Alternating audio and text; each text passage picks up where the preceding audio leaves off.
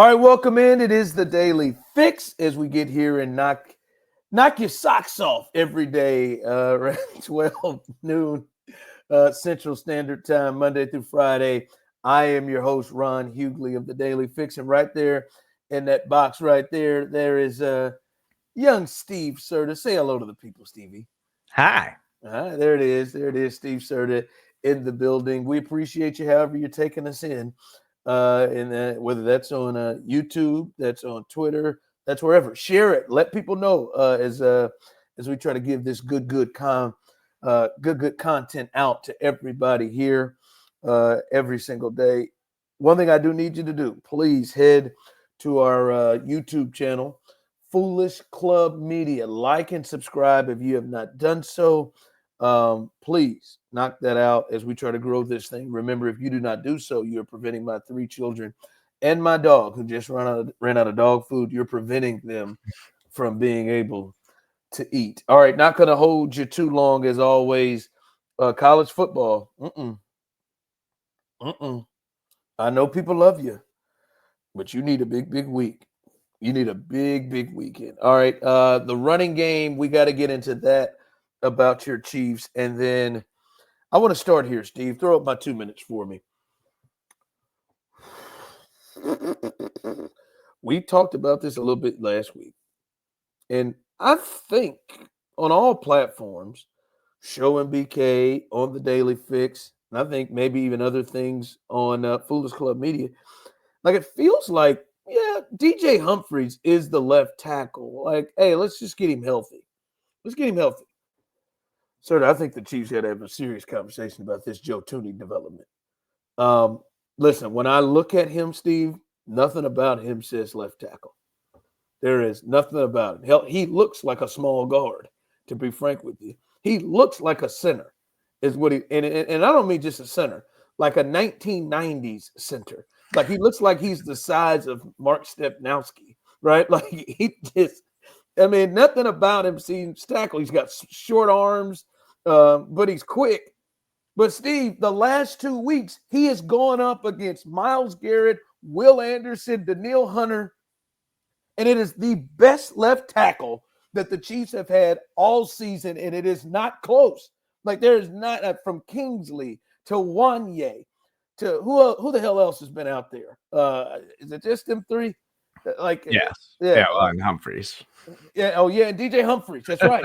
Clearly, like it is the best that we have seen, and Pat looked comfortable, right? And there were plays that they were. I think, yes, he is an all-pro guard. And when I look at him and I think somebody's going to bull rush him right into Pat at any moment. And when you look at DJ Humphries, the size is great. But Caliendo is playing really well, too, at the guard position. Like, they got to – like, it's getting so good. The thought is, all right, man, hey, let's just give DJ Humphries all that time off and let him come back for the playoffs. Because then he would get, 5 weeks, 4 or 5 weeks that would be. But Steve, man, it's been a problem. And DJ Humphries, I cut him some slack. It was his first game, sir. Hey, you're giving Joey Bosa and Khalil Mack and Bud Dupree and that crew. Yeah, and you haven't played in 12 months. It's going to be something. But Steve, they got to think real hard and say, are we sure we are going to just go ahead and say, nah, to the best performance? They made one mistake over there on that side, and they gave up a sack on a blitz that I think was well schemed by D'Amico and Matt Burke. But that was just it. They tricked Caliendo again, and he never got tricked again on that. Yeah. They got to think real long and hard. Are we going to mess this up that's been working? Yeah. Well, and Jawan Taylor's banged up now. Short turnaround week. He's been listed as limited in practice, and so Wanye is a more natural right tackle. Like that's where he was better in college, and he was fine stepping in that role. It's like when you have to put him at left that he becomes a liability. And so the question just becomes like weighing things for the Chiefs on offense. Like, is it making a big enough difference moving Joe Thuney back in at guard and putting DJ Humphries there, or is it a loss? Like, are you taking a step back by moving Thuney back inside and taking Caliendo off the field, who for the most part has been really good stepping into that role? He's And played it's like like, he's played like Nick Garrighetti, right? Like they have been yeah, solid when they played in there, and that combination, like even though it doesn't make sense visually, but that combination of Thuney and Caliendo, that's been the best combination on that left side all season. yeah, it feels like this is the best version of the Chiefs offensive line right now. And and it wasn't perfect. Yeah, like Caliendo got on that blitz, and they still got after Mahomes a little bit.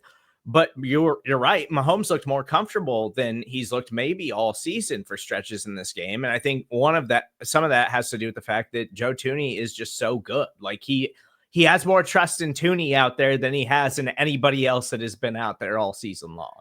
That's the thing is, like I said, and we'll see what they do because in your mind, Joe Thuney is like right now. What I'm looking, he is playing the left tackle position in the range of what Orlando Brown did, in the like what we've seen the last 2 weeks, just pretty solid average left tackle.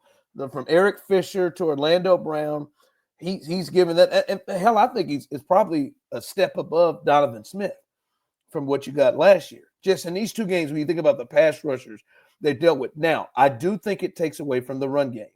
I don't think they're as good in the run game because of the size that he's bringing up there. But man, it's in your mind, size-wise and everything. Yes, Joe Thuney is a great all-pro left guard, which I think he's going to be an all-pro left guard this year. And then the size of Humphrey, it works. And if he could be average, yes, that's the best bet. But man, I don't know that I'm ready to take a chance on it when you're looking at this, right? So that's a serious conversation, right? I understand, but when the playoffs start and they start at Arrowhead, we'll see when it is. It looks like it will be if they can take care of business in one of these last 2 games. After the bye week, I'm not so certain that they just come out there and just change this sucker because it is. I mean, it's hard to go away from what has been such a major issue that you've gone against 2 of the best pass rushers, 3 of the best pass rushers you could have out there, and they have just not been a major part of the game. Did any of those 3 guys get sacks? And all 3 of them went up against Thuney, and hell, on the other side too. I don't think Myles Garrett got a sack.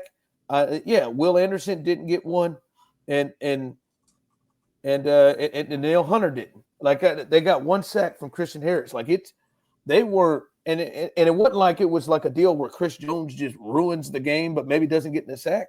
They didn't. They weren't coming close. All right. One thing that I do, and I think it was a maybe the best performance this year's, to me, the best offensive performance since the 49er game. And you could even push and say maybe it's a little bit better because they turned the ball over multiple times against the Niners in this one. The one thing though is, well, we got to be honest, is right. Until the last drive, the last offensive drive, Patrick Mahomes was the leading rusher on the team, right? Like gimpy, bad ankle Patrick Mahomes was the leading rusher with a touchdown in the game. Now, ultimately, sort of they ended up running for 125 yards in this game, which it ain't the 200 the Ravens ran for, but you tell me to press the button on 125, 130 from this team, I'm cool with that. But you can just see the potential of this run game with Hunt and Pacheco. And I'm not saying they're quite thunder and lightning, but they're like thunder and a little less thunder because there's some more speed and explosiveness with Isaiah Pacheco. But they still got some time, but it does not seem like they have a full grasp or handle on how they want to handle these 2. And it doesn't seem like either one knows its role or is getting into a groove which you want to see improve. But to me, coming out of it, if you look at this offense and you say, all right, what jumped out as, hey, they got to pick this up. To me, Steve, it's the running game. The running game, you can see that's an area of growth, right? You know, Hollywood, that's going to grow and come on. Xavier Worthy is coming on. But that run game, they've got parts where there it makes sense. And that's the part where I want to see growth and them being able to exploit everything they have there. Yeah, I mentioned last week how important it was last year in the playoffs, like the Chiefs' rushing attack and their ability to get explosive plays in those games. And I just think right now they're overcomplicating it. Like What you some of mean? it, I think, is Andy getting too cute and putting Isaiah Pacheco in short yardage. Because if you put Kareem Hunt in, then the defense is going to be like, well, they're just going to run the ball with Kareem Hunt, so we know where they're coming. But some of that in the NFL, like, you're going to be predictable sometimes. You just have to know that your guys are going to go up against them and say, you're not going to stop us. And Kareem Hunt, short yardage situations late in the game, was super effective for the Chiefs. Isaiah Pacheco, stuffed on a 3rd and 1, stuffed on a 4th and 1 because he's just not as effective in that role. Kareem Hunt is just a much better tackle breaker than Isaiah Pacheco is. And it just feels like they're still trying to find like a mix that really works. Whereas it's like, I think Kareem Hunt, clearly your short yardage back, clearly tough yardage back. That should be his full blown role. And then Pacheco just gets in the mix where you try to dial up some explosive runs and things like that to him. And then Samaje Perine has been exceptional in the passing game the last few weeks. Like, he's got multiple key plays for them. So he's obviously carved out a nice role for himself that I think is going to have an impact moving forward. They just have to find a mix that works and that is effective. And I just feel like they're still kind of tinkering with it the way they had been tinkering with the passing game and trying to find a mix that had worked. Yeah, listen, I just think it can clearly get better. And for me, it is the thing that I did like is, when they had to run the football and they knew they had to run the football, they were able to run the football. Right at the end there, they tried to run the clock out. Bam, Kareem for 6. Bam, Kareem from 20. Good night. Right, and they run it over Joe Thuney's side too, which was something there. So you do like to see that, right? That when it matters, they can get it done. They can run the football. So I'm just saying that's a piece where they can improve. All right, finally, college football needs a big week because I don't want to say they failed this week, but this did not go off in terms of interest. This did not go off the way that I think maybe the fellas and maybe everybody thought maybe that they hoped it would. Right? They had the kind of the intrigue of, hey man, we got playoff games on campus now. But then none of the games, like none of them were compelling. None of them came down to the fourth quarter where it was something, right? Like that first game that was on, the Notre Dame just beat the hell out of Indiana. At no point did you think Indiana was going to win. Penn State just beat the brakes. Not to mention they're going up against the NFL anyway. Penn State just beats the brakes off SMU, so it's easy to even just roll over to the Chiefs and Texans, even if you didn't want to. That game wasn't close. Texas Clemson, that might have been the closest one. Hell, it wasn't close.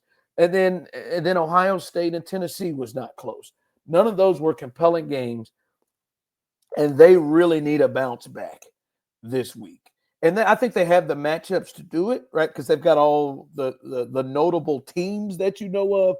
But they need that Georgia Notre Dame game to be something. They just need compelling football because now the conversation is, oh, see, it's watered down. There are too many teams that are in there, and now these guys should have never been in. And now Alabama and Miami should have been in, and I just think they need a big week to flush that stuff out. They don't need Penn State to just go beat the hell out of Boise. They don't need Texas, Arizona State needs to be a bit compelling. But those two, they got two big ones. Ohio State, Oregon, that needs to be a good game that people want to stay in and watch. And then the Georgia Notre Dame one, because this past week, man, it was easy. It was easy to check out of those games.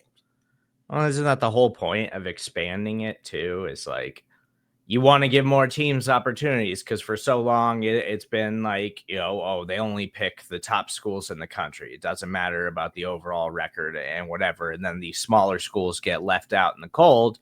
And it's like, well, you want to see competitive football games. And that was the whole purpose of this. Expand it and give these teams a chance. And let's see a competitive football game. And then if they're all just blowouts, it's like, okay, well, was this necessary then? Do we really need to make them play all these extra games and add all these other teams if it's not actually going to make a difference and be entertaining and draw eyeballs to college football? Yeah, and they may need to revamp some things, because, like, clearly, hey man, the home field advantage thing, that's a real advantage. That's Right? Right, they like gotta change that. like it was cool to see, like, hey man, we're Notre Dame, whatever, like, but that is a massive advantage, right? Just massive playing at home like that. So we'll see. They need a big weekend. Hi, Mom and Courtney.